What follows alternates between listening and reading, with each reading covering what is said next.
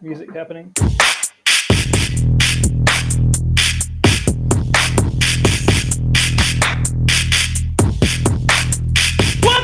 The fuck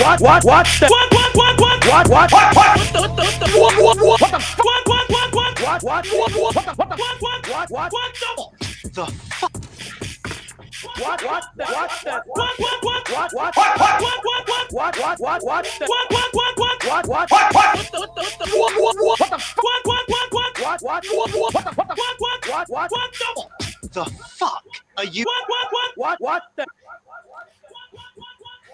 Oh jeez. Oh my goodness me. Okay, wow. there's some audio going. bleed. That's fine. It's all good. Great. All good. Okay. Hello. Welcome to what the Hell yeah. for Thursday, 23rd March 2023. Do you want to do the introductions thing while I get YouTube open? Sure. I can do the introductions. Go. Wait, we both can. Hold on. I'm switching to your audio. I think that should That's sound better. nicer. Yep. Awesome. Hi, I'm Isaac. I do things sometimes with synthesizers, maybe. And yeah, I'm here. I'm Tim. I too do things with synthesizers sometimes, and I'm in a different place, so many We're miles away. All different places. We're all in slightly different locations right now. As it's quiet. Yes, Am I I am in quiet? Cal. Okay. That should Live be sound better. check. Check 1, 2. Okay, cool. Oh yeah, explicit content warning. Content warning. Although it might be less explicit once the title's done. Then No, we're gonna swear all the time. We're gonna swear all the time. That's how this clearly went last time, where we did so Yeah, much it's swearing. Great. Okay. Bam. Right. Tim, this is your suggested theme. Slash topic. Yep. Thoughts? I'm for it. No, I was. I vote for Yes. 4 module pairings. Yeah, I actually. So that is something. Like to hear your thoughts as well. I was actually. I sort of in preparing. I didn't really think through too much, but I did grab a couple other things. The other ideas, like I have some tea here. I've got some different teas that I was going to sniff and see how what kind of sounds would go with them. Got a sample of different plants. Like do you want your tulips versus your little succulents. Succulents are a classic. Love the pot. That's great. Versus the this little deal, but yeah, in terms of actual module gear pairings, I don't know. I mean, something that actually the last stream that I did, aside from the Mimeophone only, which was paired with nothing stream, I was having a lot of fun just going back to my original, like my very first module was Monsoon, and then I immediately got a mixer after that. But then the third module I ever got, I was at a talk and someone mentioned comparators. And I was like, what's a comparator? And I was like, comparator is exactly what I'm looking for. There was actually I was going to do a performance using a toy piano like the following week. So this talk was actually at Perfect Circuit. So I went, bought a Doepfer A119. And so that's actually what my last patch was, sort of my first mini March stream was just a few modules, and it was beads instead of Monsoon, which I still have, and then the A119. So that's that's a mic input, and then it has the envelope follower, it has the comparator, and it's pretty straightforward and a lot of fun. So but then to pair with that, what I did was actually inverted the signals so that whenever there was sound, that would unfreeze the buffer. And so when I spoke into the microphone, more sound would feed in and then as soon as I stopped speaking, it would freeze the buffer again. So that's how the comparator was being used, setting the threshold. So that so it was just constantly looping, and I could mess around with the grain and all the fun with that. But then I could just add something at some point, and it would just feed into the buffer, and I didn't have to worry about pressing buttons or anything like that. Yeah, nice. So yeah, so I mean that was that's not really quite answering the question, but it's that sort of is a setup that I've used in a few different patches over the years, pairing it with different sounds. And so in this last one, I really was I didn't have much planned beforehand, but I had some little bells that I played. I sang into the microphone, and then I also strummed ukulele, grabbed that off the wall. Nice. Also poured a beer into a glass for some nice fizzy sounds. But that was a lot of fun. Just trying the different sounds and the quality of the different instruments going into that, and just it was a lot of fun. That's definitely a pair that I've gone to several times over the years. And actually, one little quick side note, since we've got Isaac Beads, who's done a lot of beads streams, right? I'm so into beads. I still haven't quite gotten the hang of turning down the auto gain on that. So when I was sitting there, if I had the mix sort of halfway between wet and dry, it'll just start. Will start boosting shit. Yeah, no, it was crazy. So it's terrible. So what I did, fortunately for that patch, it wasn't bad at all to just turn it to full wet, and so that whenever I was talking and the comparator, unfroze the buffer, at that point suddenly brought it back down again, so there wasn't any noise, and then it would freeze up again. So then it was, by the time it was doing its whole gain thing, you couldn't hear that because it was frozen. So wow, we've got a surprise entrant. Surprise! Hello, I thought are you in the far north on a fishing trip? I am. Hello.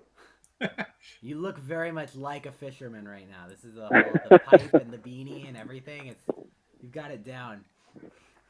Yeah. So sorry to hijack the stream, but no, it's okay. I thought that you. It's such a vibe.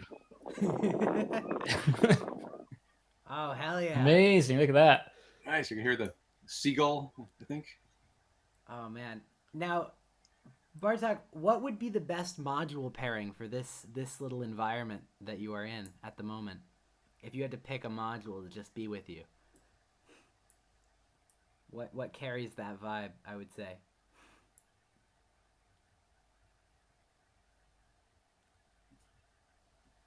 He maybe can't hear us. Oh, maybe. I don't know. Yeah. Oh, and we got a request for Isaac Go. to boost your audio. Oh, Whoa. can you hear me?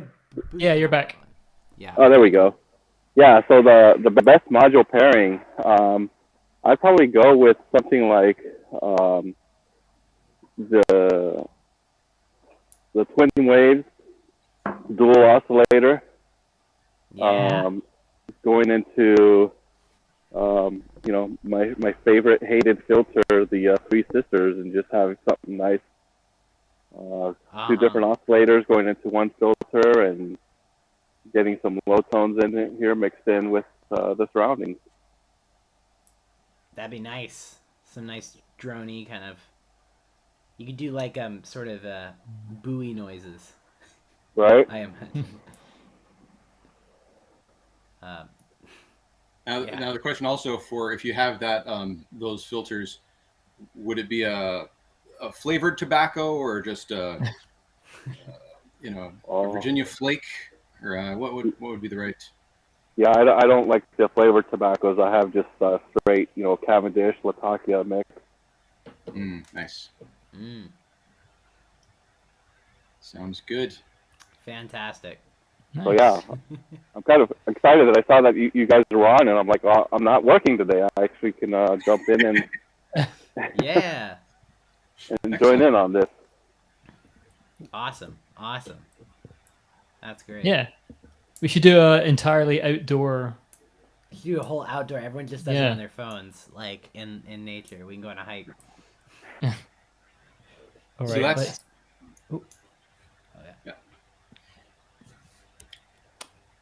Cool. All right.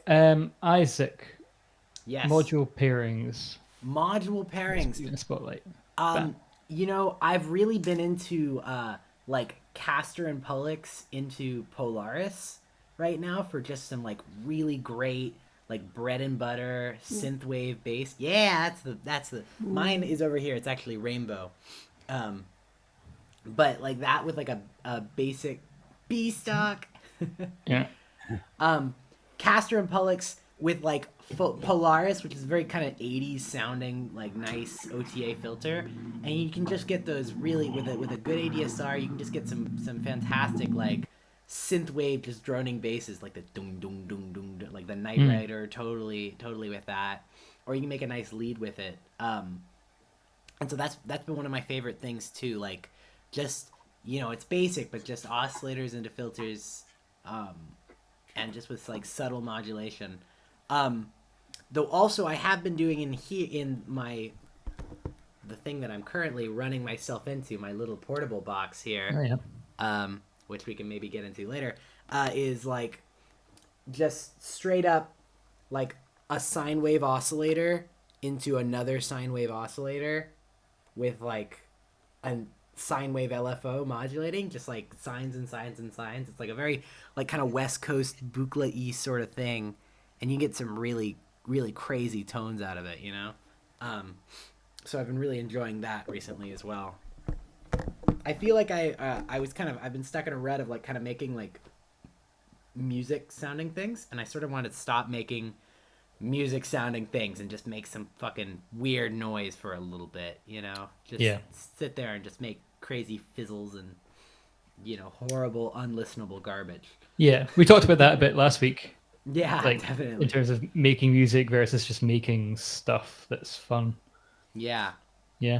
Like sounds versus like producing a track or something. Yeah.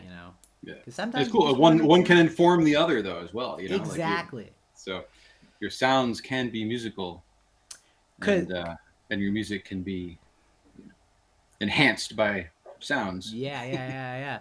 Like what I've been doing is sometimes I'll get this and I'll wait until I've kind of fiddled it into a way where it's sort of like a kind of locked, like a loop of something, and then I'll put something over that loop of kind of weirdness, and you can, as soon as it's just a little more tamed and you put some drums or a vocal or something on it, it can be a really powerful, like nice kind of starter for something, I guess.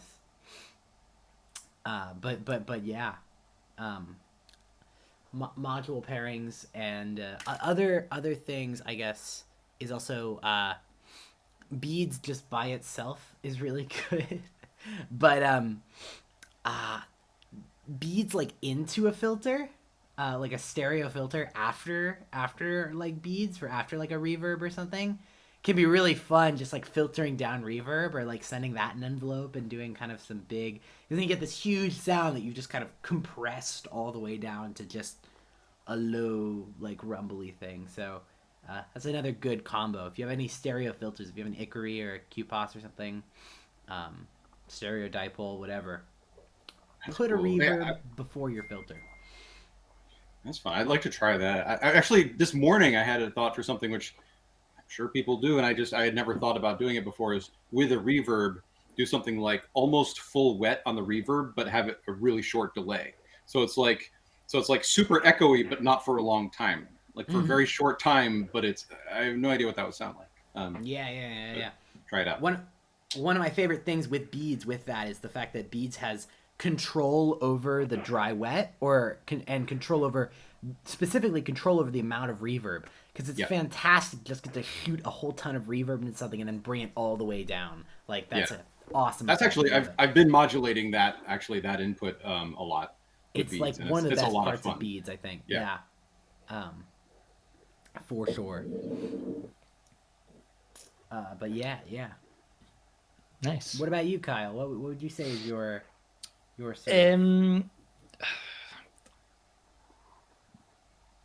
for risk of repeating myself again, like, because Droid has no flavor as such, it just works with everything, which is kind of a cheat, Yeah. It's zero character. Oh. What's actually in my case right now? In fact, I can show you. Oh yeah, we got the overhead You cam. can see stuff. Hell yeah. That's not plugged in. Everyone's got secondary cameras. What we got? Instro stuff, disting, plat, squid. Oh, it's a mess. Yeah, it's definitely pretty. Yeah. Glitchy. I mean, Troika's doing a lot of work. I mean, just Troika and some VCAs. It's really nice. Mm-hmm. Does Troika have VCAs on it? No, Ah, it's massive, and it's it just is huge. 3 voices, 3 oscillators, not even voices. I know Instro just likes to put VCAs on fucking everything. It's like They his do now, total yeah. MO. They didn't used to. In fact, yeah. I saw some new stuff today, which I can't talk about. Might have VCAs. Yeah, pairings. I mean, it's anything into clouds. It just sounds good. This sounds good. It just works. It just works. It really does. Like, I was gonna make that joke, and then I realized that's exactly what I was just talking about. Was We've all been beads. going on about fucking beads and monsoon and shit. Yeah. It's already. I just bought a rings and it sounds great into beads because of course it does. Of course, rings into beads is amazing. Classic. Everyone has been saying this for years, and then I get it, and it's like, yeah, duh, yeah, no fucking. Yeah. No, yeah. I was messing around with like when I first got plats. Yeah. I was just messing around with that into beads, and I was just like changing all the different modes. And at one point, I was like, "This sounds great!" And of course, guess which It's on mode, rings mode. both of them were in. Yeah. I've been using rings a lot in Easter egg mode into beads because then you're just getting like nice synth pads. It's just like kind of Blade Runner-y sort of all that. But shit. that's when you need to break out the succulent. Yeah, exactly. There you go. You put the succulent next to it, the houseplants. Pour yourself a cup of coffee, and then synchronize that to your intro. I have plats in rings mode is just one voice. Is that right? I don't have a I don't plan. know. I think so. I actually got out of that mode really fast just because I was like, I have to not do this. I can't be a cliche. Yeah. That's the rings. That's rings.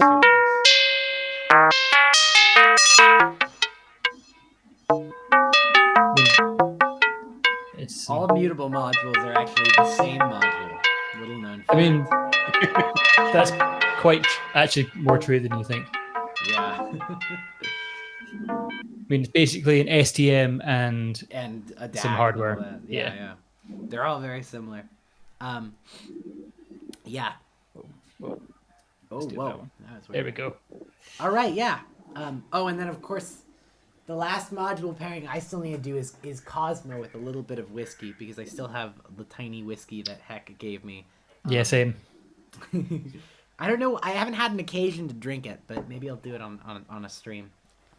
Take it to the climbing comp on Saturday. That's a good call. Actually, that's a good Well, idea. I was thinking. So I only have one whiskey on hand at the moment, and it's a California whiskey with a really cool. I like the label. Oh, look at him. Redwood Empire. So I was That's thinking the about most California label I've ever seen. Yeah, so I was thinking about using, breaking that plus Monsoon, which is made by CalSynth. My copy of it, see about pairing Amazing. that. And then, of course, I have no Instruo modules, and I have no Scotch whiskey at the moment, so Yeah, that's okay. stick with a local bit. That's all right. Shall we move on to the next topic? Yeah, let's go. Let's do it. Let's do it. Bam. Small case, big case, fight. Yeah. Yes. Well, Oh, since yeah. it's mini March, I thought this is would be an mini-March. appropriate topic. All right. I like fucking this love topic. small cases. I like small cases a lot. I think a lot of us here do. Yep. Because it's just, I don't know. There's a real appeal to me about trying to do the very most with the very least amount of stuff. Because it makes you think about kind of every little thing you're doing. Like, you're kind of having a level of awareness, I feel like, that you wouldn't normally have when you're patching with, like, you know, fucking your huge Tonto looking electronic orchestra wall size synth. Yeah. And it can also be good for, like, kind of directing you a little bit. Like, if you don't know what to do, there's not actually that many options for things to do, so it's kind of hard to get stumped, I feel like, because you can always just, yeah, it's like there's 3 modules in front of you. Just figure it out. Yeah, I love the. I'm definitely a person who does better with limitations creatively. You know, just because if you, I mean, it's like, you know, that's why I have, you know, if I had a DAW or like I opened up VCV rack before having any hardware at one point. I was like, I didn't know what to do, and it was just like kind of overwhelming. And then later when I came back to VCV, I was just at one point I was just like, okay, I'm only going to use Instro modules in VCV. And then suddenly it was like, then it's like there's a limitation, you know, so like I'm not gonna like overwhelmed by, you know, which thing should I have? And then at one point I was like, I'm only gonna do a Befacco. And now, you know, so it's just but then also it's nice starting out small. Like I got a no coast before I had any any Eurorack, and you know, my goal was to like I also wanted to have like another part of having a small system, a small case, is that to me it feels more like an instrument. And it's just, it is knowing that instrument and sort of really sort of, as you said, like crafting, like just, you know, playing with it and having that sort of responsiveness. And so my goal was to just like only build like one module at a time, just to accompany the no coast. And so I got the 3 that I said, you know, first off, like, you know, no coast into Monsoon, good pairing there. And then you know, a mixer, so I could bring something else in, because like a Volca, I had a Volca, you know, bring that in. And then you know, and then the comparator, so then you can add audio into that, like a microphone, that kind of thing. And then don't remember what I got next, but you know, like bit by bit building it up. So each module, like when I got it, and then something I often do, or I always do when I get a new module, I think I maybe started building them at that point, but put into a small case with just that and maybe one other module, and you know, so I'd really just get to know it. So you know, as a result, I feel, you know, confident that I know what to do with most of the modules here. You know, like I know how they work for the most part.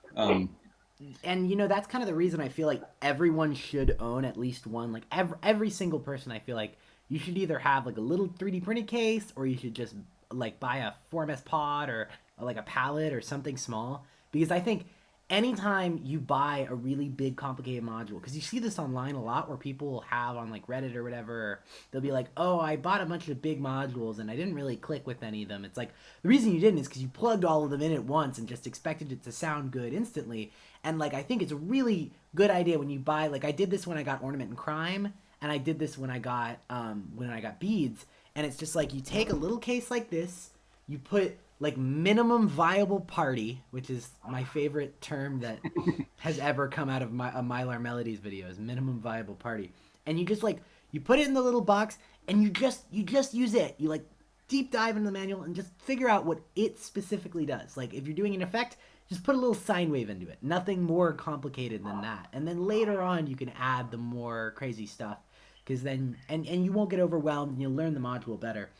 And it can also be a good way of kind of rediscovering stuff you have. Like, so this rack is really weird, just objectively speaking. It's a 2 HP. Oh, it's a, so let me see if I can. Oh, yeah, there we go. So in here, we've got a 2 HP freeze on this side, which is one I almost never use. Oh, Kyle, we can't hear you. That's a good module. 2 HP freeze is a cool, weird module. I always want to sell it, and then it does something cool, and I'm like, no. So I've got a 2 HP freeze. I've got a Dupfer A118 noise and like random, which is one I kind of have had for a while, but I never use. I've got the 2 HP OSC, which I use all the time. It was actually the very first 2 HP module, and it's just a VCO. And I've got the 2 HP sine, which is just a sine wave with a wave folder and a sub.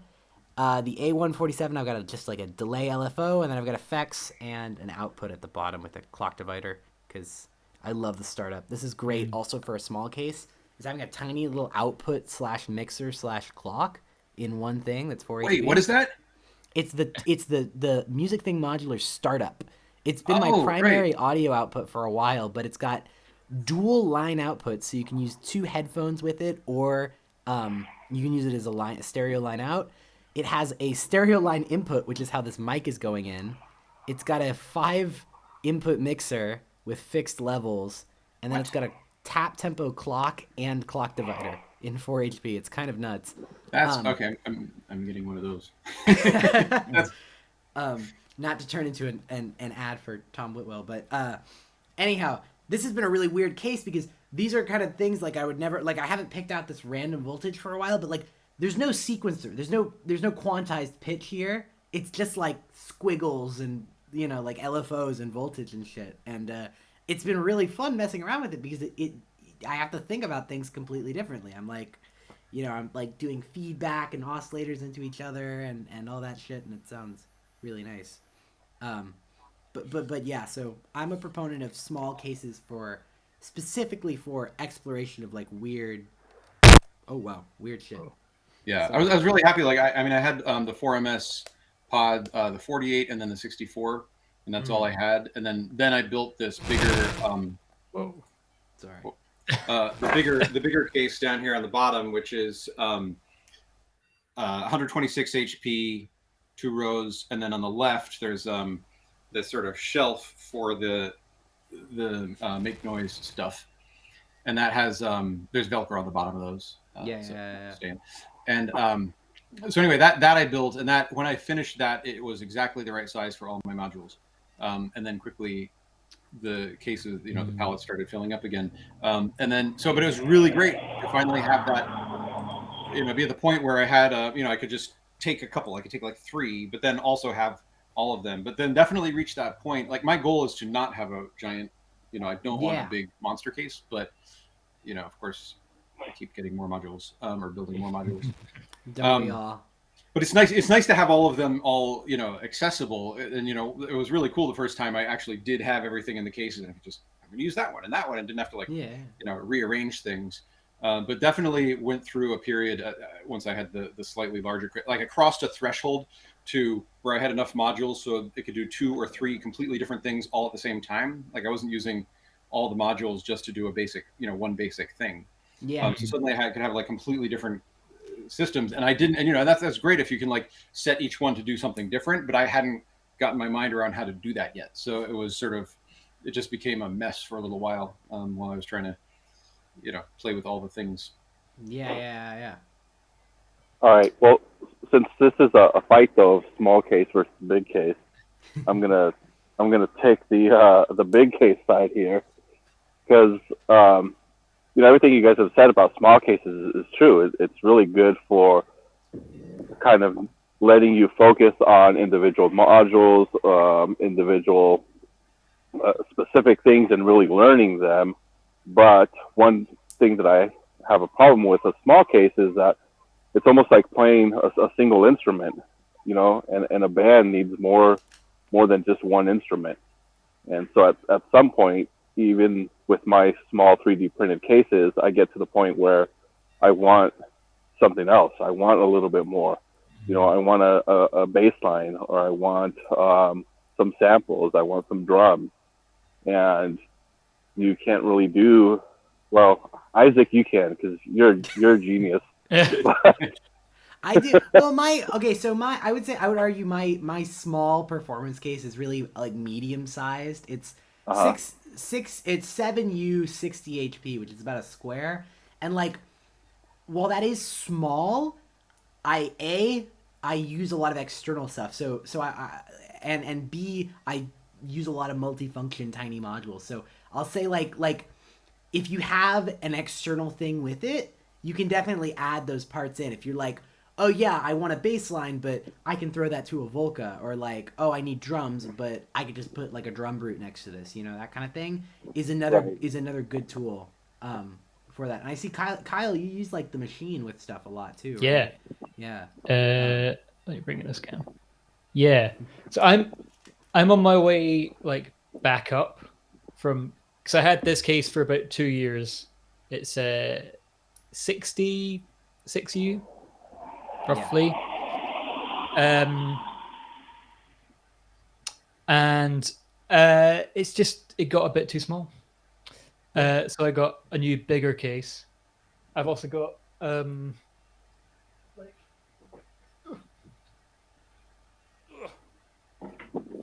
Oh, another big boy. it's like overspill stuff. I've got that in the corner of my room too. My fucking poor Dragatronic case is now just module storage. Yes, just storage. Power supply fucking broke. And I've got the little droid pod. I mean, I don't own this, so it kind of doesn't really count. And You don't own it yet. machine for Yeah. all drum stuff, which is just like you can't do everything that does in Eurorack. Yeah. So, I mean, I have the squid sample here again, not mine, but it's temporarily here, and that's good. But I'd like being able to just play in, Yeah. So like this guy, the Norn Shield, has been my best friend. That's what she said. like all that stuff. I mean, you could do that with my best friend for drums too. Yeah. And the squid. I think I borrowed that same squid for a live set because we had traded. Yeah, you did. Yeah. Well, I also just want to say what Egon, his sort of philosophy as well. That sort of side of the argument, whichever argument it is like sort of like a discipline to fit everything into the case. I know he wants he doesn't want any external, and like externals, is great. I used to have like a whole collection of little things, which was great. But the thing is, if I ever had to move it, I couldn't, And so, Right. So I definitely liked having the, when I finally actually built the portable case, to be able to just move it somewhere, and that's, love it. But I know that Egon has, it's a 9U, not sure exactly, I forget how wide, probably 84, can't remember. But but the idea is to just make it, have everything in that, and if just to figure out how to have that. Those are the limits. Those are the max size of what you can play with. Yeah. And again, like I love that that sort of idea of self-imposed limits for creative purposes. I think it's a really good thing. I will say when I borrowed the squid, I did something similar where I was like everything was in box, and it was definitely a really different challenge because instead of using normally I would have prescribed chords with a 3-voice with the Volca or something, and I had to ditch that, and I was like, oh okay, now I have to learn rings as chord mode really really good, and Right. It was a completely different thing, and but yeah, no, I think staying in the box, thinking in the box is a a good way to do it. It's a lot of discipline. Forestine too, their case is fucking their stuff's amazing, and they stick with mostly just that and the grandmother and the DFAM sometimes.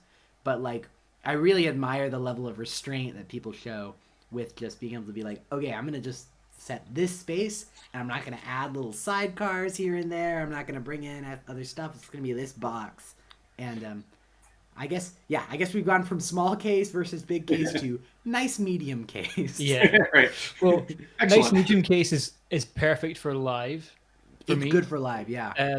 Because you take your case pre-patched, you Yeah. plug in your power, you plug in your audio out, and that's it. And you're good You're to go. not wrapping with laptops and USB hubs and loads of power connectors and the attack release live electronic music night we've got here, which is great. But you sometimes see people bringing 6 pedals and an OPZ and an OP1 and a laptop for visuals and a laptop for Ableton, and it's just a massive power cables and USB cables, and so much can go wrong with that.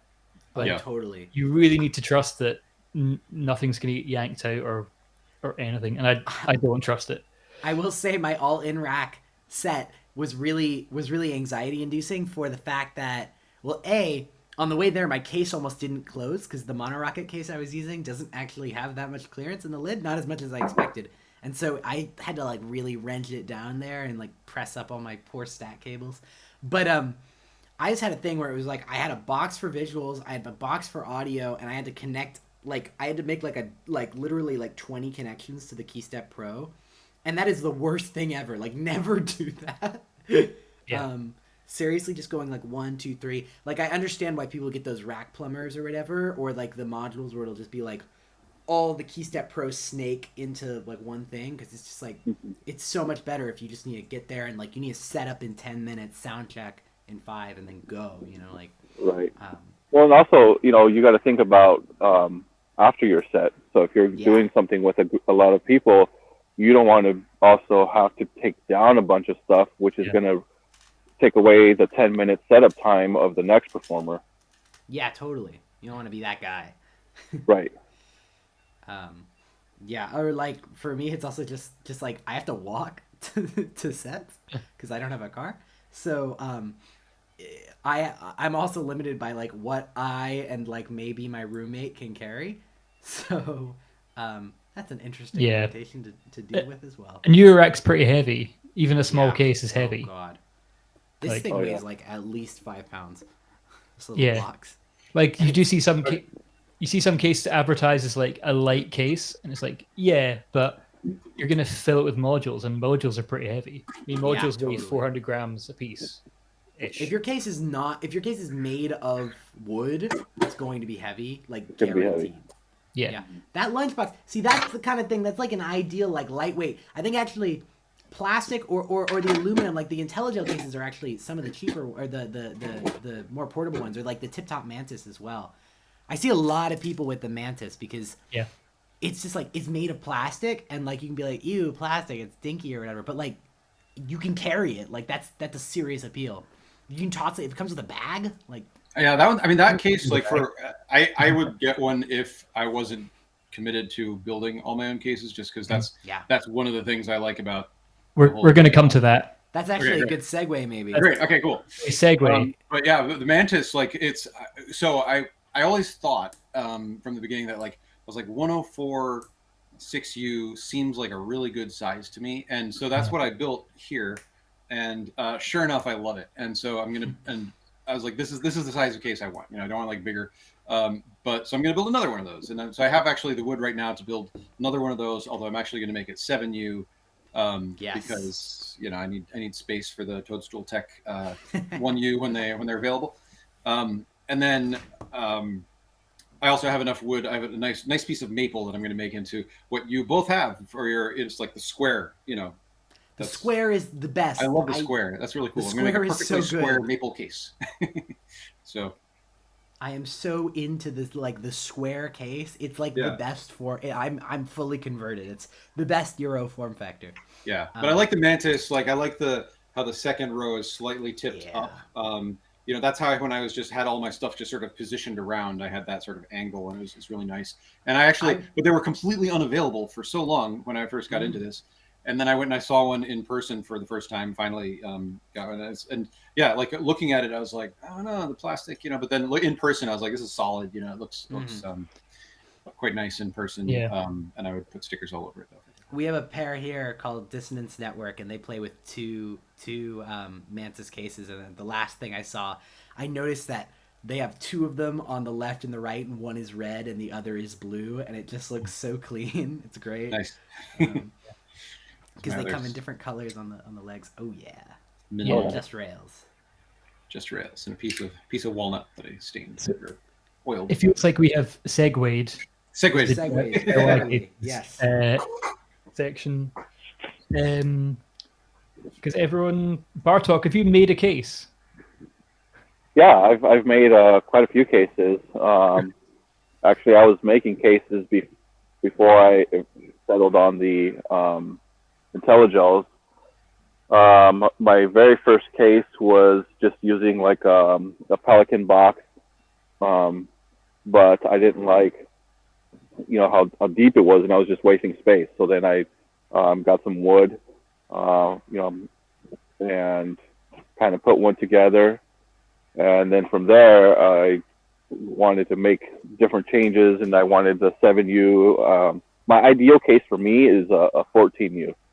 So top and bottom, and I tried making that out of like a thin bamboo plywood mix, which was a lot lighter than the wood case, but I did my measurements wrong, and I was like half an inch off once I put all the modules in.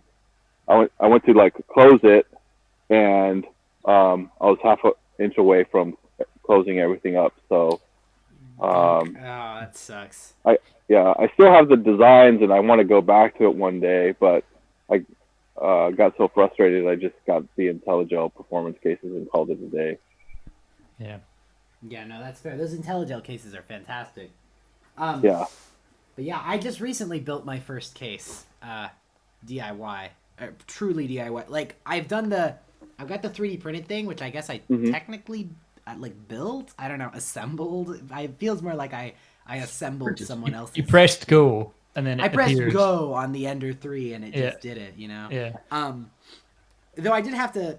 This case is it's clever because it uses sliding nuts, but they're also like structural, so that's how it connects everything together. It connects sliding it, nuts. Yeah. Yeah, Which is nice. an interesting design choice. This one's actually kind of falling apart. I need to print a new one because it's like starting to crack everywhere and the plastic's starting to peel. I actually had a second section, so it could be like 60 HP, and the second section split in two. So but they're so like a metal bracing on the back or something. They're so inexpensive to print. It'll be like £4 in plastic or less. The nuts and screws are more expensive than the case itself. But I recently built this wonderful little picnic case, which my microphone is resting on top of right now. But I really love the picnic box. The picnic box was really interesting because I specifically set out with the idea of not to drill into it. Like, it's totally sleeper. And, like, you can totally make a case without drilling into it. I think Velcro is a lot stronger than you would expect. And one of my first cases, I used heavy-duty Velcro. Yeah, that's what I'm using here. And I actually, so what I did is the power system, I was using the Trogotronic, and so I got a thin piece of wood, and I Velcroed all the Trog stuff on there, and or the board, and then I put that on the case, but I didn't realize how heavy-duty it really is. So then when I went to go remove it, it was like I had to like yank really, really hard. So heavy, and that was 100 HP. And the heavy duty, I used it to hold the rails as well, and it holds everything great. Yeah, totally. How this case is set up is it's also using Trogotronic parts, but they've got they're like made of PCB material. They're really cool. These like configurable side cheeks thing, like brackets. Oh, that's Trogotronic? Yeah. They are Trogotronic. I don't think he sells them. He sent them to me in like a little care package so I could try and repair my power supply that I still haven't repaired yet because I just haven't. But anyways, he sent me those because the Trogotronic case I have is Pulp Logic 1U, and he's like, oh, with these you can switch it. And so without having to drill out the holes or whatever. And so but I ended up just using them for this case with some rails, and basically how it works is the middle part is actually floating. It's not mounted to either side. How it works is it's got a little L bracket under each thing. I think there's 6 legs, and the L brackets are just Velcroed to the bottom of the box. Ah, nice. And so everything is supported from the bottom of the box. And the thing is, because there's 6 points there, like, it's not going anywhere. It's totally solid inside of it. And I've taken this thing on flights. I've checked it. I've actually, I've not checked it by itself, but I put it in a suitcase and checked it before. Internationally, I've used it as a carry-on. And it's like, it's never failed on me. I don't think I could get them out if I tried. And if I ever wanted to, and the box is completely unmolested on the outside. So if you want to just tear out the Velcro, like, there you go. It's just a box now again. Yeah. Which also makes it when I'm walking around with it in public, people are like, that is a very suspicious looking case. Like, it looks like the nuclear football or something, you know? It's like, well, then it's more suspicious once you open it. Yeah, exactly. I open it, it's like a bunch of fucking, like... Don't worry, it's not a bomb. It might be nice to give that back to a charity shop when you're done with it. Just like, you know, rip your rails out and it goes back and someone else can use it for what they're going to use it for. Well, like picnics. I have a second picnic box as well. It's a blue one that's, I think, about IntelliGel performance case sized. I haven't been able to kind of scratch together rails and stuff and hardware for it, but ostensibly it should be the same thing. Same kind of deal. And I've seen actually this exact picnic box in similar charity shops around here. It's quite it's a Brexton brand one, if you ever see those. And it came with all the crockery, and I still regularly use those plates and stuff. You had to buy a new bowl though. Did it not come with bowls? It didn't come with a bowl. It was only plates. My bowl fiasco was unrelated. I have purchased a new bowl. I do have a bowl now. But yeah. I use other stuff. All my forks are like absolutely tiny though. That's the size of all my forks. Because that's the ones that came with the picnic boxes. So I only use tiny forks and teaspoons. So the next topic: small forks versus big forks. I actually, after you, right after you built your picnic basket case, I passed by a yard sale and there was a picnic basket. I was like, for a few dollars, and I was like, I'm gonna do that too. So I got it and I brought it home. And there were two things. One, it was just like really loose wicker. It didn't really, it wasn't that strong, and it was also a little too large. Like it wasn't any reasonable dimension where you could fit things in. It'd be sort of like, like 2 3/4, and then like maybe if you had another, rail on its side. I don't know. It was. I gave it to a charity shop.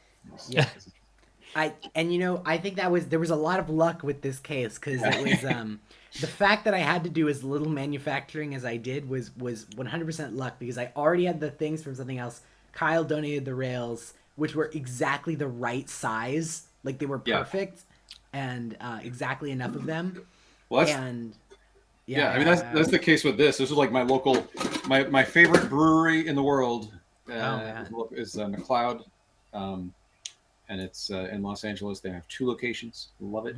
The second location is actually just down a couple doors down from the Vintage Synth Shop. Nice. Gotta do that. Or a museum. I mean, the Vintage Synth Museum. But anyway, this is like a standard, swag size. You can get these cases. This is just a sticker they put on it for their branding or their marketing. But anyway, this is exactly. 40 HP or whatever I love that you can fully remove the lid all the way as well. That's one problem. I've gotten I broke it to do that, Oh, there you go.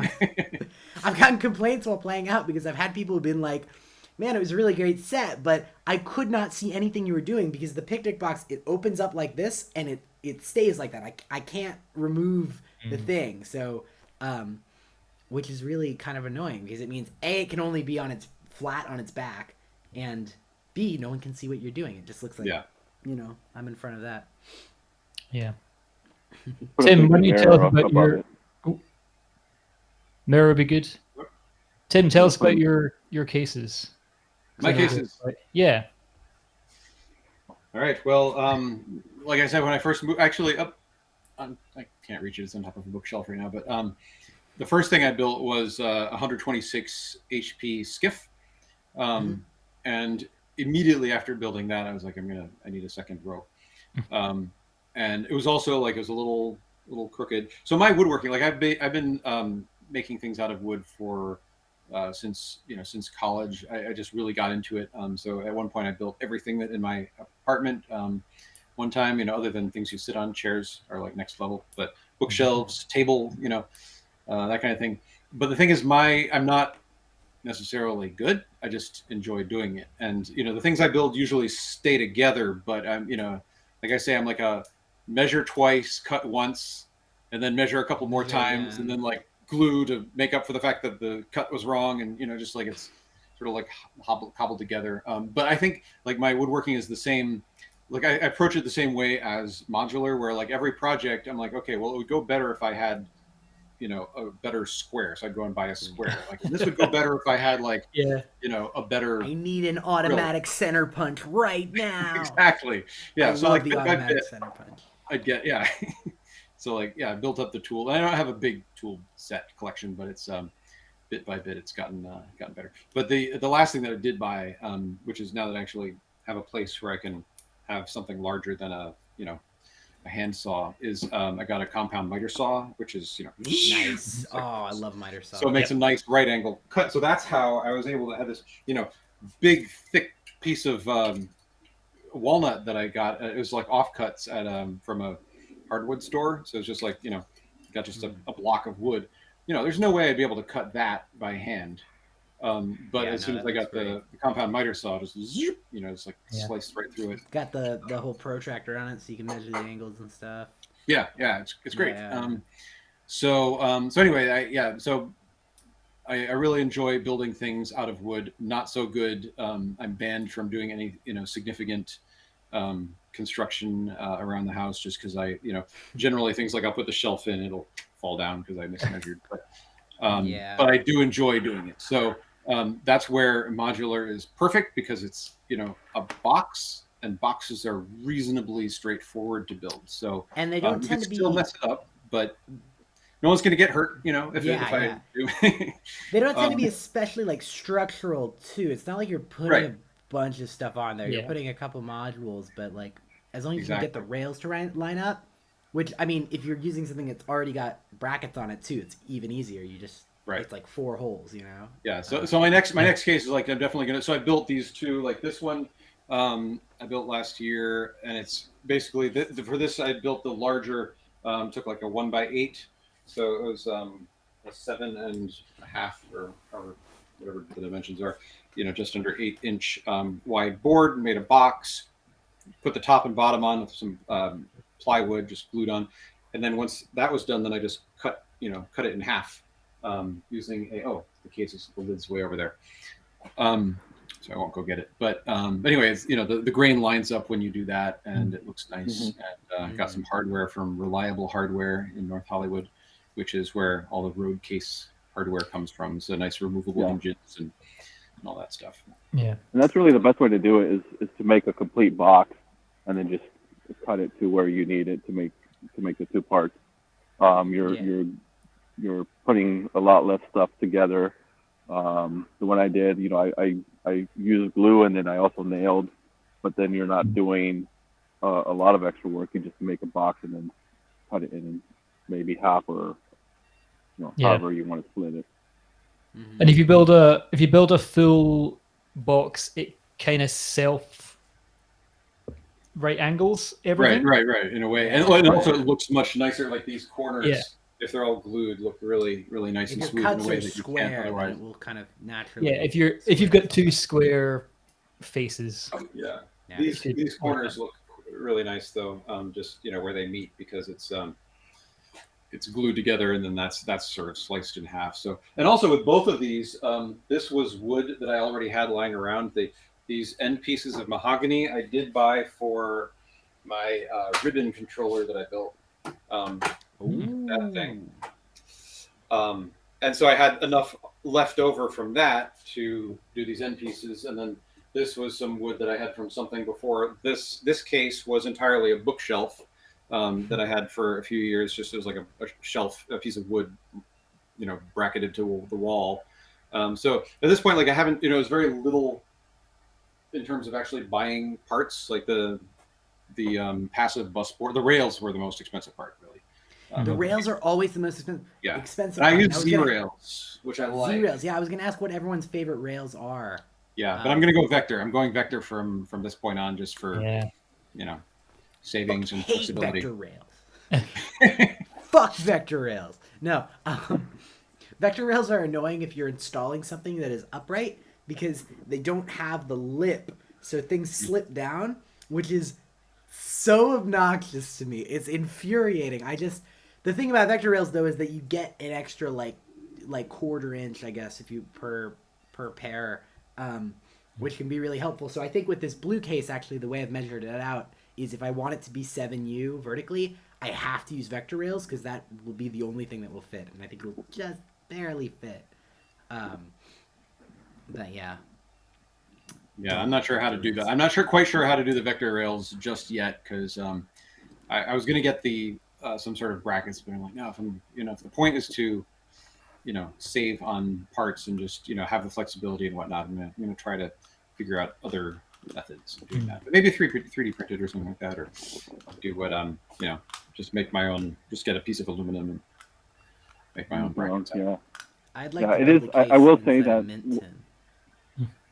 I will say that versus vector rails or Z rails, if you get brackets from somebody, to double check that their dimensions are for that rail that you're going to use in mod. That's one thing that I found out the hard way is I got rails for somebody who designed them, and they measured everything off of Z rails, and then I was using vector rails, and it didn't line up correctly. Yeah. That blows. Yeah. Well, that's the thing. I was thinking I could use my Z-rail brackets, but I was like, I can't use those to make a guide because I knew that they're wrong. But yeah, there is a place that people have recommended online in the discords for that will do vector rail specific brackets. But just gonna go. Got to place that mouse order pretty soon. I've not had too many issues with brackets.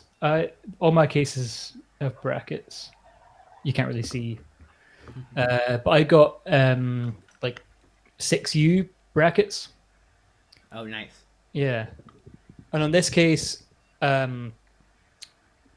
made the rail assembly and then attached the sides and then marked and cut the front and back. Mm-hmm. So rather than making a square, I just made a case with side cheeks and then put a front and back on it. Oh, that's great. Yeah. Oh yeah. They're can you see they are screwed up here, Oh yeah. then filled in with like walnut, which you can kind of sell as like an accent. It makes them look fancy. Mm-hmm. And then it's on this stand as well. Hold on. Yeah, it is really. It's a really thick, like nice thick case. It's the wood's beautiful. Oh, Hold on. the hand. Yeah, it's 32 mil oak. That's fucking huge. 32 mil oak. Yeah. Massive. And you can buy what's called planed all round here. I don't know. It's got maybe different names, different places. But basically, it's like finished, ready to go. You just cut it at a right angle, and you've got your slabs. Yeah. I love Nice. this case so much. I've always loved this case like that. Yeah, it's Someday beautiful. I want to build a case like that with just chunky wood. It's like a big Yeah, it's a big guy. yeah. And the stand's made from the same plank. Yeah. Nice. With just like thick dowels at the back. Amazingly, like solid. I'm surprised at that. Oh, I thought it was mounted to the wall. Is it a freestanding? Yep. Oh wow, I didn't know that. And then I assumed it wooden was on dowels, the or is that pegboard metal? behind it. Yeah, wooden dowels. I know. Wow. Oh, That is shit. It really shouldn't work, but it does. Yeah. Put anything That was my delicate in kind there. of main case. Luckily, the new case I've gotten, that one, just also happens to be oak, so they match. Oh, they match really nicely. Yeah. Yeah. Even the feet look kind of similar. Yeah, it looks like they're a pair, but they're not. They're made separately. Well, they're And a I've made pair now. various like laser cut, tabbed box things. Mhm. You go to tabboxgenerator.com. Oh, yeah, I and see those, This size yeah. by this size, and then you just send that to the laser cutter people, and they cut it for you and send it to you, which is really easy. Cutting rails is tricky. You can use a hacksaw, but that's like it's really hard to cut them Right. square. Well, Yeah. if you have a compound miter saw, that's a really good Yeah. thing. Compound I know, miter and saw I was- is aluminum extrusion. When I did robotics, we would cut so much aluminum on those. You need a different blade, I think. For You need a it. different blade. Yeah, and I got that. Actually, I was all prepared to invest in a good aluminum blade. Like something that's like very fine teeth or whatever you need. But it turns out the metal and concrete blades are like these, because you just wear through them. They're just like $7 each, and they're just these Yeah. almost Yeah, yeah. disposable solid pieces of something. So Yeah, you actually like, grind metal rather than cut it. yeah, exactly. yeah, It's like it's a disc of some compound of some sort. Yeah. Yeah, but you can use a hacksaw. I've done that. I've used the Dremel as well. So there's definitely options if you don't have access to power tools. You just got to take your time, go slow. What I did with the hacksaw, I just taped it. So then I had a kind of like my guide where I was cutting, and then just take some sandpaper to clean up the edges because it's going to be pretty rough. Yeah. You know, And they- wear safety glasses if you're using a Dremel. Yes. Yes, Safety glasses because always. I did not, and I got a metal chip in my eyeball, No. and had to be taken to the ER, and they pulled that sucker out. Oof. Yeah. So please wear safety glasses. Yeah, wear Wear safety glasses. safety glasses. Yeah. Yeah. Someone needs to make a mount for a Dremel that turns it into a tiny little miter saw. Those exist. Oh my! I think of they fucking do. course it does. Of Yeah, fucking course they it do. does. Oh my There's a god! mount to turn a Dremel into any other power tool, basically. I've always wanted a Dremel. They're so Yeah, cute. same. Well, me too. I never had one, but then I learned that mini handheld routers exist, which is probably like Oh. bigger than a Dremel, but it's Yes. basically like it's designed to be handheld. Unlike Yeah. I've got a router that someone gave to me a long time ago. It's like a full size, and it Huge terrifies me. I used it once, and I was like, I'm amazed I still have my fingers. So I've never used it. I would love to have one that's mounted upside down. You know, with a so you can just like push something along and guard I've built it. one of those, Nice. so you can That- just yeah. get like some plywood and mount the router upside That'd down. be fantastic. It'd be so nice to be able to cut like grooves and dados and whatnot on the side. Yeah. I mean, table saw would be great. I'd love to. I had access to one once, and it was See, amazing. those are like some of those tools I'm like terrified of. Like, Yeah. like table saws are so scary. The jigsaw is, I think, the absolute most terrifying. The thing handheld in the one, you world. mean? Yeah, they're so that's scary. saber They're saw. so Yeah. scary. It Yeah, feels I like it's wanted gonna it. just fly off and like kill you. It's gonna turn around and. I have had that blade fly off, and it didn't kill anyone, fortunately. Yeah, but really Yeah. scary. Tim, That's if scary. you- It's like after. Sorry. I was gonna say, if you want to make that table, Iggs Bozon just made one, so he can probably help you out with that and give you. I might do that. Like I don't know if my the router, it's been in a box for 20 years, so I'm sure it probably still works. But that'd be cool. And I know he's got a table saw too, right? That he's might take him up on being able to use that. Like for the next case, so I had been slowly building up my power hand tool thing back a couple decades ago when I was like building all my own furniture. That just means like a drill and the saber saw, like the jigsaw, and a sander. So like just a couple basic tools. But then I sort of went back again. It's like I went there and then I came back. So then I got really into just hand sanding and hand sawing as opposed to using these other tools because I don't build that much, so it's not like. Yeah. But for cutting this case in half, I mean, a table saw would be the best thing for that, for cutting a box in half.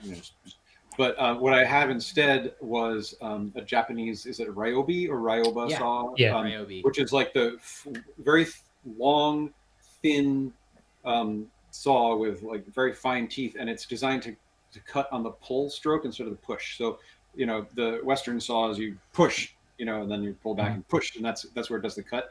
But this one, like it's on the pull stroke, and has this big long handle like that. So you hold two hands and you stand right in front of you. You barely have to put any pressure on it. You just pull, and it goes, and because it's so wide and so thin, it has a beautiful, it's just smooth and like this. I did completely by hand and by eye, and it, at the final cut, it's off by like 1/8 of an inch. That's as much as it drifted. Ryobi is absolutely fantastic for super cheap tools. Like we've had like Ryobi drills that are great. Impact drivers, they have great ones there too. This isn't brand Ryobi, it's Ryoba or something like that. It's Ryoba. It's like a kind of saw. So it's so it's I mean, I don't know if it's Ryoba, but it's not Ryobi the brand. So it's just Japanese saw. Right, Japanese saw, Japanese hand saw. Ryoba saw. I see. Oh. Yeah. Oh, and mine is double sided. Square ones. Oh yeah. Mine's double sided, so one is for cross cuts and the other one's for rip cuts. Yeah. I see. They're pretty inexpensive usually. You can get expensive ones, but you can get them for fairly cheap as well, and they're really nice. Yeah, I'm gonna drop out because I'm starting to get rained on now. Yeah, it was great to see you. Nice. Thanks for swinging by, man. Yeah, thanks for letting me crash in. Good to see you guys. See ya. Yeah, cheers. That's nice. That was great. Yeah. Yeah, I'm pretty lucky now to have a garage that we don't use for a car, so it's just full It's good. of wood Yeah. and woodworking tools. I'm in Our I'm in the garage at garage. home is I'm in the garage very that's not similar. you. This is the garage. Oh yeah, nice. Yeah. I mean, it's too cold to use that as like a living space. Yeah. I mean, I've got a cheap table saw and a cheap planer thicknesser, so I can like mill rough sawn wood, which is much cheaper, but it's a lot of work. Yeah. It's a load of work to get there. And if you're just building a case, actually, I would just buy stuff that's ready to go. Yeah. I know it like at least in the States at home, like a Home Depot or whatever, you can just get like, planks and they will cut them to length for you, Yeah. and then you just have the right measured thing and you just use that, which Yeah. I've done before because it's Yeah, Or my there's- maple- it works. There's probably a local lumber yard Yeah. who'll that'll give you cut for nicer stuff for better prices. Yeah. Um, Well, my skiff that I built, there's a lumber yard that I drive by down the road, and I walked in. I was like, "Hi, do you have any? I'm looking for like a nice piece of like a good piece of like hardwood or something like that. And, maybe like, something." And he's like, "Oh, we've got some redwood." I was like, "Okay, like this redwood board," and he sold it to me for like, for like $4. I was like, "There's no way this is redwood." I was like, "It's not. It's like some sort of fur." I don't know, but but it looks nice. It looks fine. Yeah, exactly. I was like, well, whatever. But but the pine or the maple board that I have is not totally even, so I have to bring it there. I'm undecided about whether I'm going to bring it to the lumber yard, just ask them to just rip it so it's just even length, or I might actually, I had one other idea. I might just clamp off and use that terrifying jigsaw, the saber saw, like with a guide clamped off, and see how well I can do.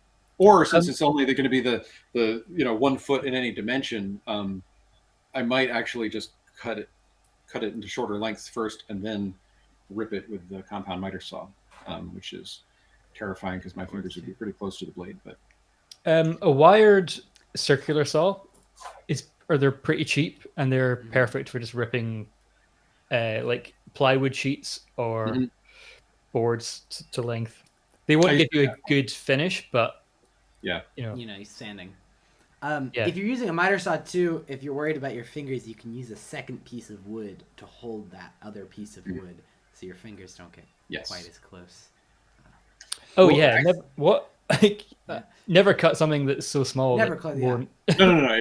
Well, actually, I did have access once. I had a workspace in New York, which was like a space that there's a woodworker, he's a furniture builder, and he had like a bunch of smaller spaces off of that he sublet, and I so I rented one along with a painter once for about a year, working on some projects, and in that I had access to all of his gear, his big professional tools. So it was like this big table saw and this thing called like the Grizzly, which was this circular band saw with like this enormous blade. That was just like one small, just sneeze and you've lost a finger. But it was like, so I was at first I was completely terrified of things, especially the Grizzly with this giant blade.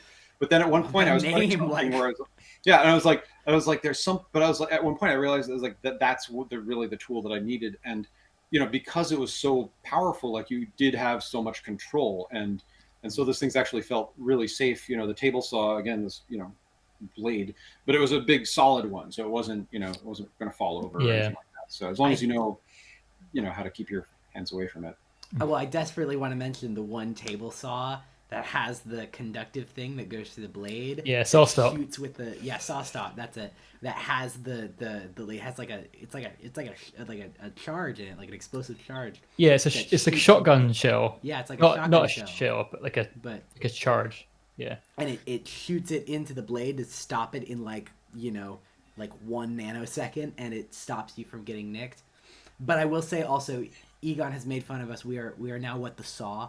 Tonight, yeah. So. Well, it's DIY cases, It is DIY cases, And DIY cases is mostly chopping wood. Yeah. That's what she said. So that's what saw's for. I would love a bandsaw because I do mostly wood turning now. So it's a lot of logs. That's good And with the logs lathe, you yeah, I can't bet. logs you can't chop on a miter saw very When well. are we gonna see the round case, Kyle, that just has like modules circularly around it? You'd need a really big lathe Yeah. to make that work. Um, You heat form, like you heat up your rails and then just oh jeez. but or you could get what are they called, the ring benders, that it you put something Yeah. in one way and it goes more and more. I don't think that would work with rails. You I think they probably would not. warp. It would probably crush them, yeah, because Yeah. I don't know. But I think watched a lot of- probably the way, yeah, I mean, the way that I would approach that probably is just like have, you know, like how you have the each row at a different angle, just like do a full circle of just that. make like, Yeah. but then that's not really a circle. Then you're making like an octagon or something. donut, you know. you know. I would give one more tip for rails, which is have some sacrificial bolts for when you need to attach them to your brackets, because normally they're not tapped, so you need to tap it with a bolt, and quite often that will, like, if it's cheaper bolts, that will strip the head. Good to know. So you just like take that out, chuck it, and put the next one in, and then take that one out and chuck it, and then the final one will actually like work properly. Yeah, definitely. I found myself. I actually remember now that invokes the memory of when I was trying to put together this case. So the only bolts I could get were from the hardware store down the road in like West End here, and I ended up not having a screwdriver. I only had one Phillips head screwdriver for like Eurorack, and these were too large for it. So I ended up having to use like this end on this multi-tool. Oh no. And so I just sat there for like literally, it must have been 3 hours just going and stripping every single hole on every rail. And it was painful. I'm really considering just buying a handheld drill while I'm here now. Once I get kind of a flat proper, I will just buy, I think, a handheld, like, you know, drill. Because it's a great thing to have. It's a really, really helpful thing to have. Yeah. Yeah, it is. Yeah. Totally. Power supplies is the last. I was Oh, power. Yeah. yeah. I think That's important. There's that. There's Yeah. that. Yeah, I think I'm gonna go the Trogotronic for the next cases I build, just because I hear good things, and they're in California somewhere. Trogotronic Yeah. has failed me. No, but WT's he's a really cool guy. He's super helpful. They've just because I've had a bad experience, I don't encourage other people to. Right. I have power supplies left and right lying around that I need to put into cases, so I've got to use these, which are great but are super noisy. But they work. But, I mean, I might. You know, Yeah, I mean, I could just stick with what I have. Like, I've got the 4MS row power, 2 of them, one in each of these cases, and then just like a passive, DIY passive bus board. Actually, no, one's DIY, the other one's the Befacco. Once I realized that the parts, it was like basically the same to buy it assembled as the parts. But yeah, that's the one where it's like just passive bus board with the headers are flat, or they're Yeah, I know what you're talking about. So it's like lower profile, and it comes with just like just sticky tape already on it. You just peel those off, stick them on, and it's they're great. I'm very happy with that one. So I will say I have been desperately wanting to make. I have a 4MS row power that I use. I actually brought it along when I brought all our video stuff along, because the video modules are super power hungry. So when we bought them, at the time, I think it was the most powerful Eurorack power supply available, which was like a skiff mounted one, which was the row power 40. Now they have a 45, I think, and there might be more powerful skiff ones. But so I have one of those that I'm using in the main case now. But we bought one of these a while back, the Racket Go, and I never see this in stock anymore. But it's really awesome because it's USB-C, and it's designed to be run off of a power bank, and so you can just and it's 2 HP as well, so you can just put it in like a really tiny case, and it's got barely 500 milliamps, so you can put like maybe 3 or 4 modules off of it. But I think it would be I really have been wanting to make like a really small, something larger than this plastic box, but like thin and like 60, like maybe 60 50 HP, and just do like kind of little things, just put like beads and warps and like an oscillator in there and just go to town or some shit. But yeah, so I wish there were more power bank cases so you could do like a truly portable Eurorack. That'd be cool. Yeah. I actually have. I haven't done this yet, but I have an uninterrupted power supply, one of those battery backup things Yeah. for the whole computer system here, which I only use just for power, continuous power / power conditioning, whatever. And it's not giant, but I forget what I did the math, and it's got a lot of battery in there, and and it has the 120 volt. So I'm actually thinking that someday I might just grab that and just take it and run Go in the woods. modular off of that. I mean, Yeah. I mean, if I did the math right, it should last for many hours. I probably didn't do the math right, but even not doing the math right, I'm sure it'll last long enough to or at least half an hour. Yeah. But I also feels very wasteful to me to have this battery thing, which is putting out 120 volts, which then I'm running into a little thing to then Things convert it back down to regulating 12. back to I was like, I just 12, want to get 12 out of that, and that but it probably doesn't. Some of them have a draws 12 the volt same in the end. DC, but you need slightly more than that to regulate down. Yeah. Egon also mentions the Polyend Anywhere, which is the only other power bank compatible power source I've seen. There's no longer made. There's an MMI modular USB power board. I've got one. Oh, and wait, fucking dirt! Didn't Bifaco just make a new one too? Yeah, that's not Yeah. it yet. No, it's on Yeah. Donk. You can buy it. Oh, is it? Oh well, Yeah. is it okay? The problem with a lot of those is they use a little Meanwell Yeah. block, so you get like maybe 500 milliamps per rail. They're not powerful. Eh. The You can- racket is certainly not. You And can it maybe needs- do it says- 84 on that, but not much more. I think 60 is really. It also depends on how many modules. Like if you got It like. depends what you put. You could do a medium-sized like analog case. Yeah, that's Um, what that guy's looking at. Sporting circuitry wise, it's not a Meanwell or anything. It's. I ended up looking at this part or something. It was just like a little tiny thing, but Yeah. I don't think they rate it for more than 500. It might even be like 300 or something really tiny. Yeah. I would also recommend Constant Lab as Yeah. another brand to look at for power things. It's not cheap, but power isn't cheap. If you keep on out on power, you're gonna get a noisy system. That's Yeah. for sure. Which But yeah, Trogotronic, Constant Lab are the ones I know of that do like complete sets of power.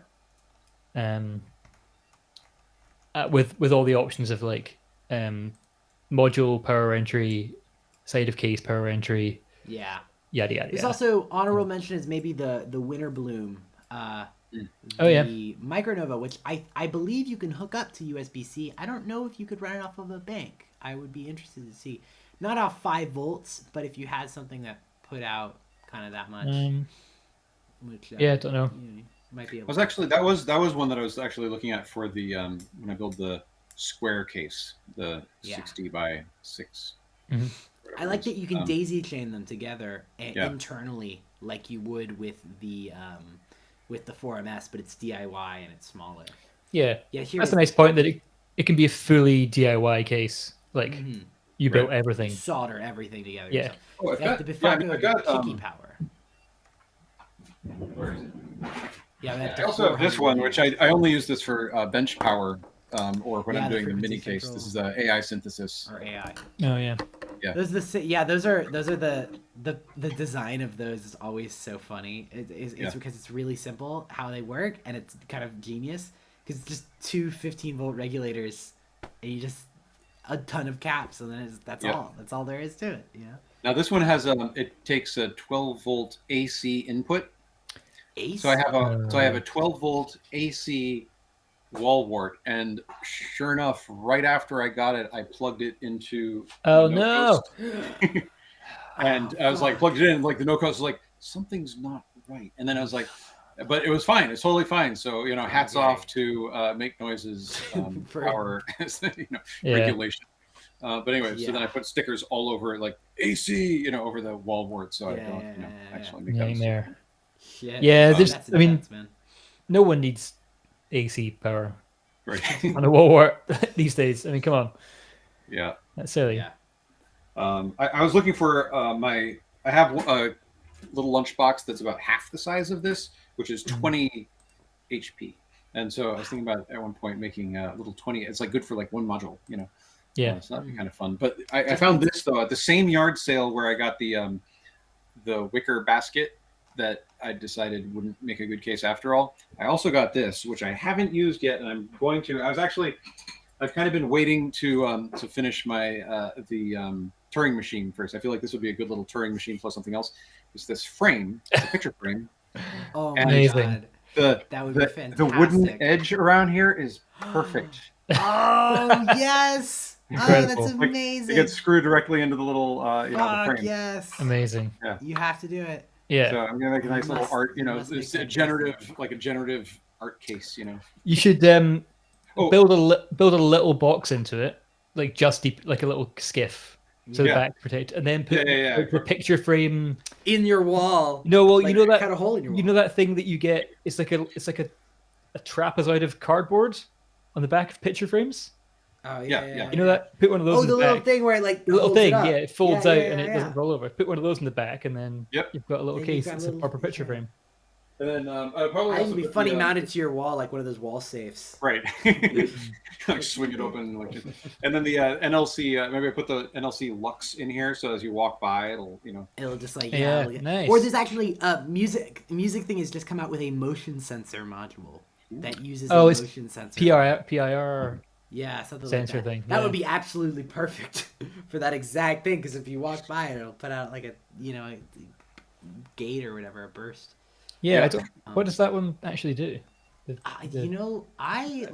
see what it does actually. I saw it, but I didn't really look. Yeah, because I would never buy one, but it looks motion. It's 35 pounds. It's cheap, limited Oh, okay. edition of only 100 full DIY kits. Yeah, so it's a switch triggered by movement. So it's a passive that's infrared cool. sensor. Yeah. Oh, it detects the movement of warm bodies within a few meters. Wouldn't that be easy to totally DIY as well? No, I guess, but if there's a kit. You'll hear a click from the module every time the relay flips. If you find this I want to do something annoying, with relays. Oh This my is God. 6 inches. The opening is exactly 6 inches, so 6 times 5, 35 HP. There you go. What is that? How it works? Yeah, because HHP is 0.2 of an inch. Oh, So- okay. Is it all right? Okay, Yeah. sure. Five, Or 5 5 HP point- is an inch. Yeah. 5.08 millimeters. I Yeah. think. Yeah, it's Sounds I perfect. whenever I see people complaining about like how awkward like the HP or U is, into metric, it's like it is an even division in imperial, but it is also weird that it's Euro rack and not metric. Well, because the 19-inch rack standard was developed in 18. Right? Yeah. One of the Right, oldest. yeah, okay. HP is an absolutely ancient unit. Like, Yeah. it's extremely old. 19 because they used them for telephone interchanges, and I believe also on Steam. I want to say on like Steam engines, but that could be wrong. But I don't know. But yeah, no, like 19-inch racks and horizontal pitch is a very, very old unit. So Yeah. the UK was still Nice. using Imperial probably at that time. Yeah. Should we move to the last thing? Yeah, This was sure. a Yep. question I got earlier regarding Your fancy visuals. visuals. Oh yes. How the hell do you do this? Okay, so Xbox Connect over there, Uh-huh. and a bit of processing code, Nice. and you just Wow. hit go and it runs it. The And trick what's is that like, it needs to, if it doesn't spin, your eye can't really like determine the shapes. uh-huh.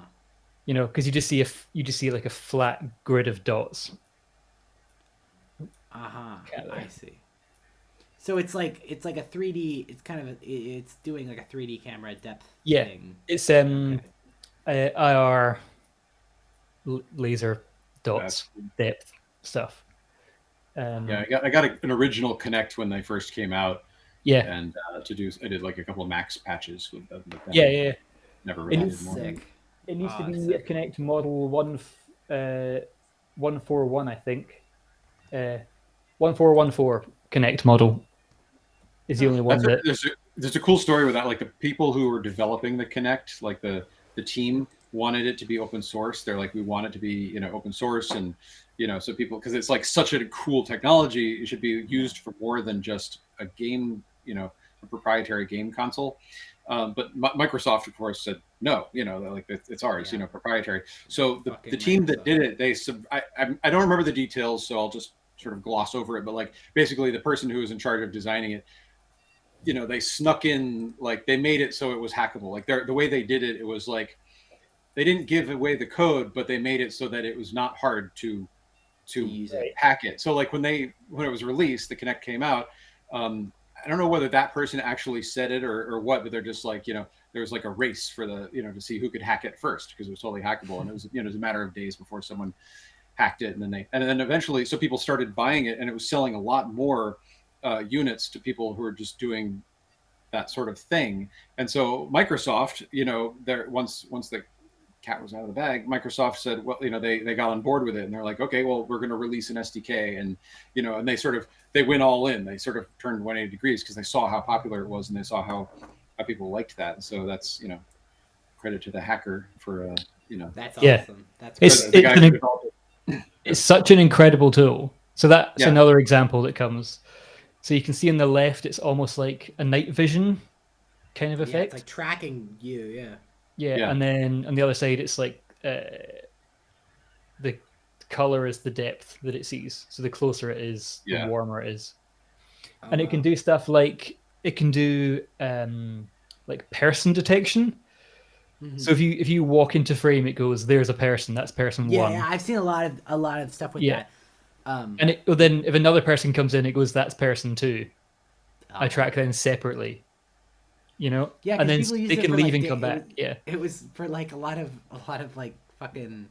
There's a lot of rhythm games, like dancing games you could do with it. Like, well, that's the one max patch that I actually built with it was, it's easy to be able to sort of slice a video frame into quadrants, and and you can also detect motion. So it was very, very simple to like split like this frame into 3 columns. So if there's movement here, you trigger an event. If there's movement here, you trigger an event, and there. And so but the thing is, like, if there's movement all going on, then it's kind of chaotic. So the nice thing about the Kinect is you can do a vertical slice as well. So like if I'm going back here, it won't see it, but you say anything that's happening within this zone, it will see. And so then you can have your slices. So basically what I did was created triggers for audio, so you go like ding ding ding ding ding ding awesome. ding ding ding ding. But like you can do it in an environment where there's a lot going on, and it will only pick up what's actually happening at that point in the depth map. That's awesome, dude. That's great. Yeah. So you can do all this kind of stuff. This is really cool. That's awesome. Cool. So it's the same, but you just tell it to do lines instead of, or you like join the points up with lines.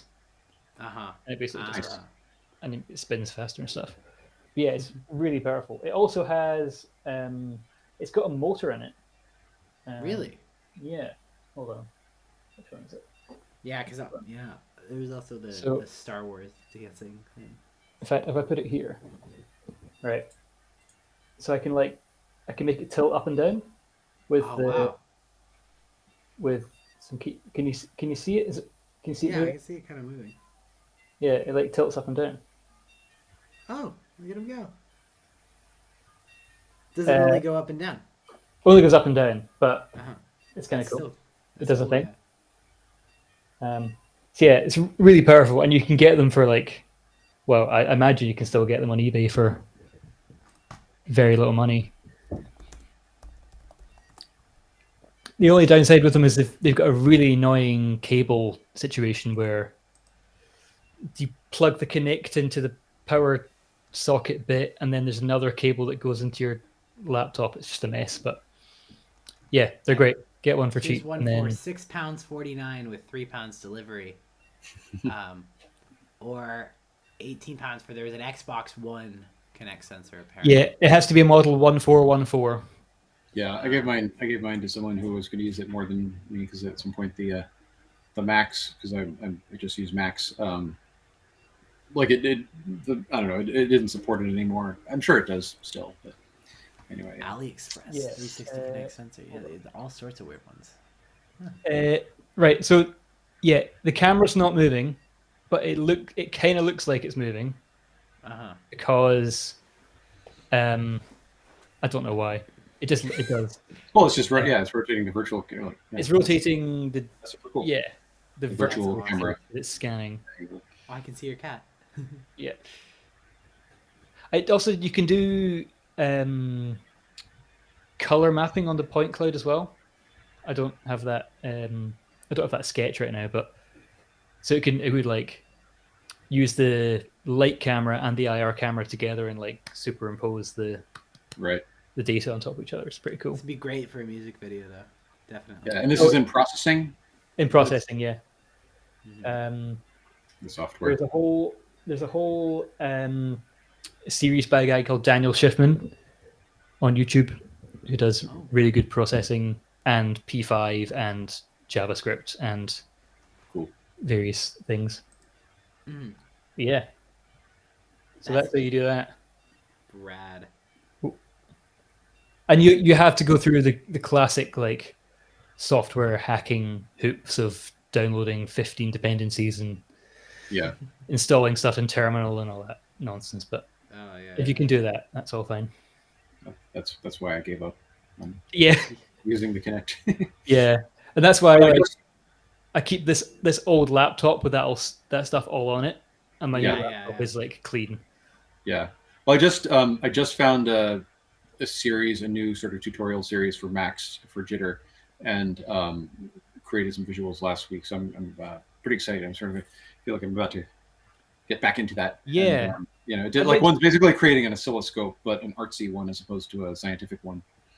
So. Yeah, I'd like to play with that because Droid outputs MIDI or can output MIDI as well as CV kind of arbitrarily. So I think sending MIDI through into Max or processing or something. Max is also like the best MIDI switcher manager, whatever that you could ever have. Yeah, because it's just endlessly flexible. Yeah, sure. So sending that in, like get a sample and hold, send it out as CV, send it out also as MIDI, make it do stuff. I think could be quite cool. You use the mutant brain a lot, right?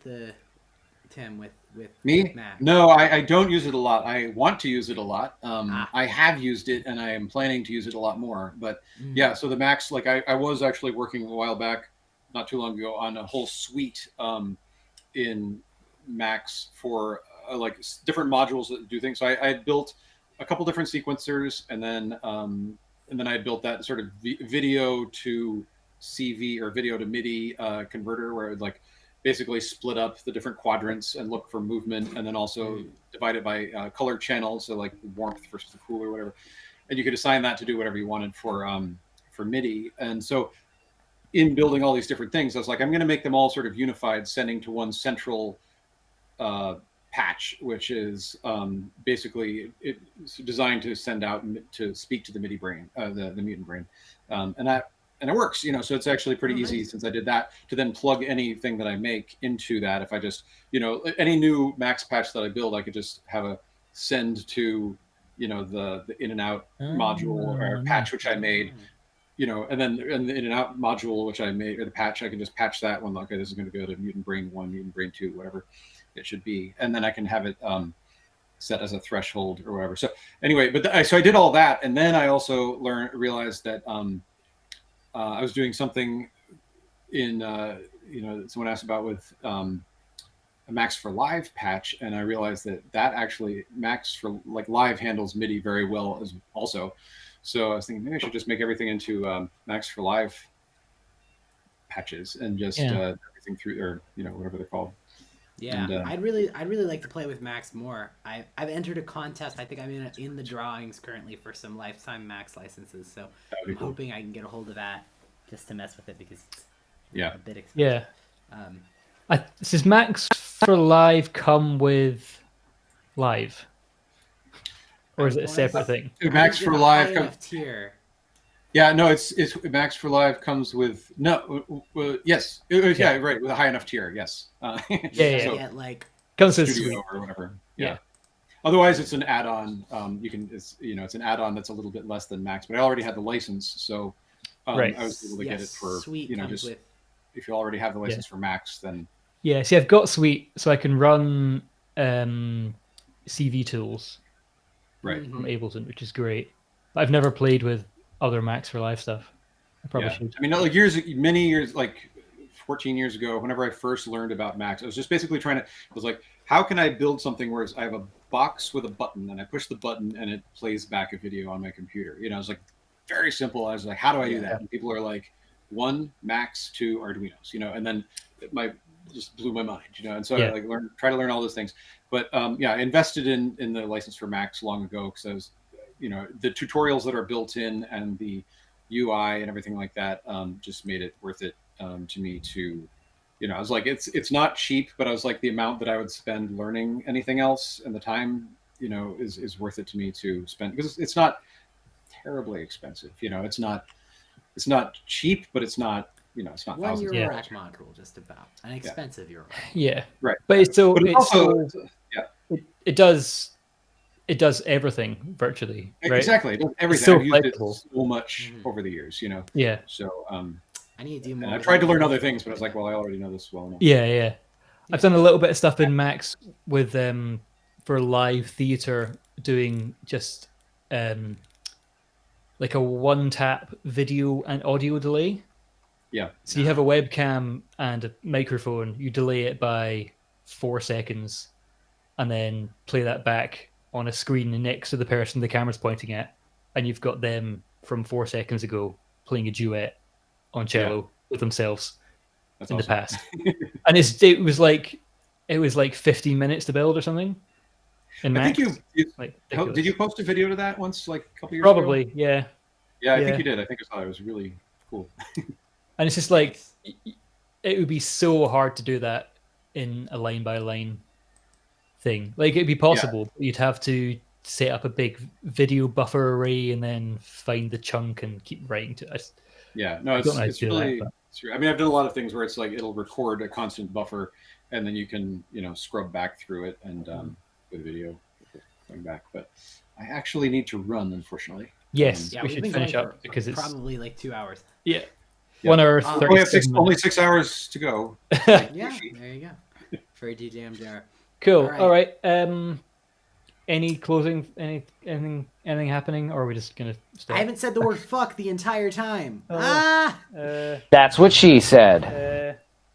Boom. Roasted. I've not used my drive time radio.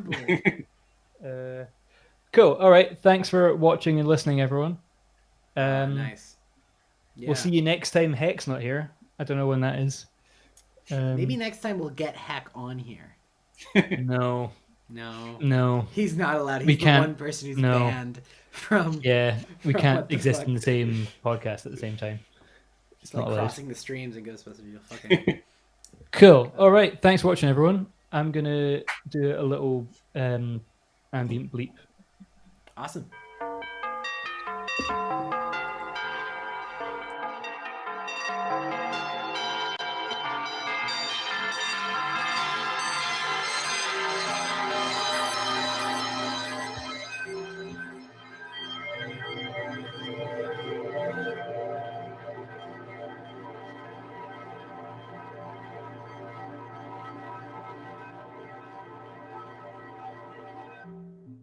Cool.